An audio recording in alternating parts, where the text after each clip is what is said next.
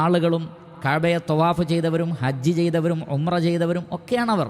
അവർ അള്ളാഹുവിൽ പങ്കുചേർത്തു എന്നുള്ള ഗുരുതരമായ തെറ്റവർ ചെയ്തു. അതുകൊണ്ട് തന്നെ മുഹറം മാസത്തിലെ നോമ്പ് അവർ നോറ്റിരുന്നു.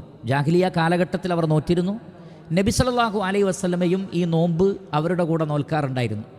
നബി ആവുന്നതിന് മുമ്പും നബി ആയതിനു ശേഷവും സല്ലല്ലാഹു അലൈഹി വസല്ലം. പക്ഷേ ഒരിക്കലും വിശ്വാസികളോട് അള്ളാഹുവിൻ്റെ റസൂല് ഇത് നോൽക്കാൻ പറയുകയോ എന്തിനാണ് ഈ നോമ്പ് നോൽക്കുന്നത് എന്ന് പ്രവാചകനും അറിയില്ലായിരുന്നു. അങ്ങനെ നോറ്റു വരുന്ന ഒരു നോമ്പ് നബി സല്ലല്ലാഹു അലൈഹി വസല്ലം അത് നോറ്റു. അള്ളാഹുവിൽ നിന്ന് വിലക്കുകളില്ലാത്തത് കൊണ്ട്, അത് തെറ്റായിരുന്നെങ്കിൽ അള്ളാഹു വിലക്കുമായിരുന്നു. ആ വിലക്കുകളില്ലാത്തത് കൊണ്ട് അള്ളാഹുവിൻ്റെ റസൂൽ അത് തുടർന്നു.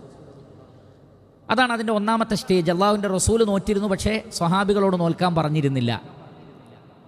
മദീനയിലെത്തിയപ്പോൾ നബി സല്ലല്ലാഹു അലൈഹി വസല്ലം അവിടെ യഹൂദന്മാർ നോമ്പ് നോൽക്കുന്നത് കണ്ടു. അപ്പോൾ നബി സല്ലല്ലാഹു അലൈഹി വസല്ലം ചോദിച്ചു, നിങ്ങളെന്തിനാണ്